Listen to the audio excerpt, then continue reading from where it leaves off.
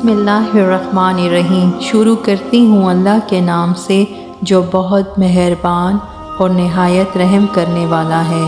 ए अल्लाह पाक, जो ज़िंदगी गुज़र गई इस पे तेरा शुक्र अदा करते हैं। जो ज़िंदगी बाकी रह गई है इस पे तेरी रहमत के तलबगार हैं। हम सब पर अपनी रहमत के दरवाज़े खोल दे, आमीन। अस्सलाम वालेकुम मेरे यूट्यूब की बहनों और भाइयों। आज की वीडियो में मैं आप सब से एक सच्चा वाक़या बयान कर रही हूँ कि अल्लाह की राह में कैसे खर्च करना चाहिए। अगर आपको मेरी वीडियो पसंद आ रही है तो काइंडली मेरे चैनल को सब्सक्राइब कर दें, वीडियो को लाइक कर दें और बेल का नोटिफिकेशन दबाना मत भूलिएगा। वाक़या कुछ इस तरह है कि अब्दुल्ला बिन मुबारक रहमतुल्लाह अलैह मरवा में रहते थे। मरवा खरसां के शुमाल मगरिब में वाक़या है और शाम से कोसों दूर है। एक मर्तबा अब्दुल्ला बिन मुबारक रहमतुल्लाह अलैह अपने वतन से शाम गए। ये उस ज़माने की बात है जब ना रास्ते अच्छे थे न तेज़ चलने वाली गाड़ियाँ थी। सफ़र क्या था, एक मुसलसल मुसीबत थी। इसलिए सफ़र पर निकलना बड़े दिल और गुर्दे की बात थी। अब्दुल्ला ताजिर थे, सिर्फ ताजिर ही नहीं थे, बहुत बड़े आलिम भी थे। आलिम होने के साथ साथ अमल के भी पक्के थे। रातें जाग कर गुजारते थे और दिन में दीन की खिदमत करते थे।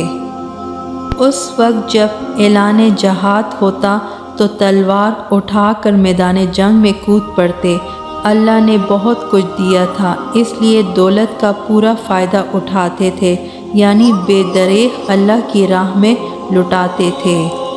एक मर्तबा एक शख्स हज़रत अब्दुल्ला बिन मुबारक रहमतुल्लाह अलैह की खिदमत में हाजिर हुआ और बोला, हज़रत कुछ बुरे दिन आए हुए हैं, सख्त परेशानी में हूँ, कर्ज़ा लेके घर का ख़र्चा चलाता रहा हूँ। अब ये भी मुश्किल नज़र आता है क्योंकि कर्ज़ बहुत बढ़ गया है।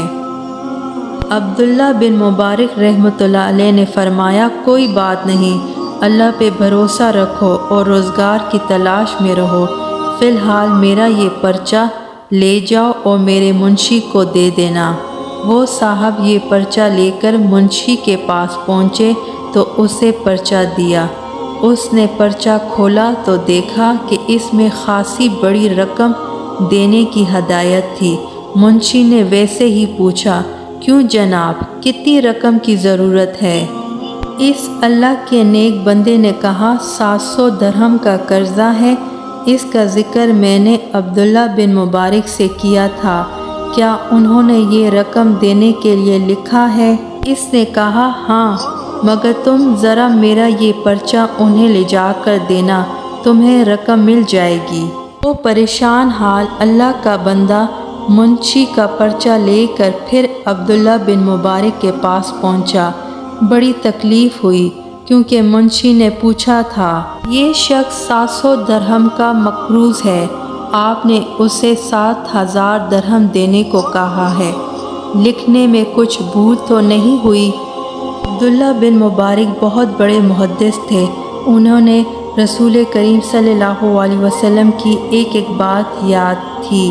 जो रिस्क अल्लाह ने दिया है वो उनमें से बड़ी रकम अल्लाह के ज़रूरतमंदों में खर्च करना चाहते थे। अब्दुल्ला बिन मुबारक को मुंशी की बारीक बीनी बिल्कुल भी पसंद ना आई। जवाब में उसे लिखा, मेरी तहरीर मिलते ही इस शख्स को 14,000 दरहम दे दो और इंतज़ार मत करो। मैंने 7,000 पेश किए थे, जालिम तूने मेरी लज्जत ईमानी को मोल तोल की नज़र कर दिया। अब इसे मालूम है 7,000 मिलेंगे, इसलिए उसे 14,000 दे दो।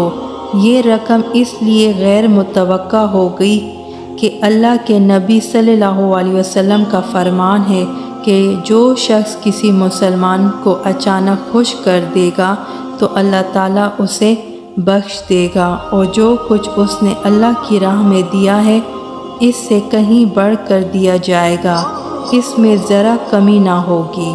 यही अब्दुल्ला बिन मुबारक रहमतुल्लाह अलैह अपने वतन से मरवा कहीं 100 मील का सफ़र करके शाम गए और वहाँ से लौटे تو مروہ پہنچ کر انہوں نے دیکھا کہ ان کے پاس کسی ایک کا قلم رہ گیا ہے۔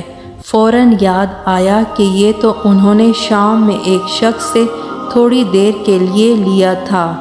معمولی قلم تھا، اس کی کوئی اہمیت نہ تھی، لیکن اللہ سے ڈرنے والا عبداللہ بن مبارک رحمۃ اللہ علیہ کے لیے یہ امانت لوٹانے کا مسئلہ تھا۔ فوراً سامان درست کیا اور دوبارہ شام کے سفر پر نکل کھڑے ہوئے۔ عبداللہ بن مبارک مہینوں کی راہ چل کر وہاں پہنچے، اس شخص کو ڈھونڈا، وہ مل گیا تو اس کو وہ قلم واپس کر کے معذرت کی اور دیر سے لوٹانے کی وجہ بتائی کہ غلطی سے یہ میرے ساتھ مروہ چلا گیا تھا۔ اس شخص نے قلم واپس لیا تو عبداللہ بن مبارک رحمۃ اللہ علیہ نے اللہ کا شکر ادا کیا کہ اے اللہ، مجھے خیانت سے بچا لیا آپ نے، حالانکہ وہ معمولی سی حیثیت کا ایک قلم تھا۔ سورۃ نساء میں اللہ تعالیٰ کا ارشاد ہے، مسلمانوں، اللہ رب العزت تمہیں حکم دیتا ہے کہ امانت والوں کی امانتیں ان کے حوالے کر دو۔ میرے یوٹیوب کے ساتھیوں، عبداللہ بن مبارک کے واقعے سے ہمیں اندازہ ہوتا ہے کہ کس طرح ہمیں اللہ تعالیٰ کی راہ میں دل کھول کر خرچ کرنا چاہیے، کیونکہ ہمیں یہ یقین ہونا چاہیے کہ اللہ کی راہ میں جو خرچ کرے گا وہ کبھی بھی نقصان نہیں اٹھائے گا۔ اسی طرح کسی کی امانت میں خیانت نہیں کرنی چاہیے، چاہے وہ معمولی چیز ہو یا کوئی قیمتی سے قیمتی چیز ہو۔ بحیثیت مسلمان ہمیں اللہ سے دعا کرنی چاہیے کہ اللہ تعالی ہمیں ہمت، طاقت اور قوت دے اور عقل و شعور دے کہ ہم اسلام کے بتائے ہوئے طریقوں کے مطابق اپنی زندگی بسر کریں اور رسول کریم صلی اللہ علیہ وسلم کی سنت کے مطابق زندگی گزاریں۔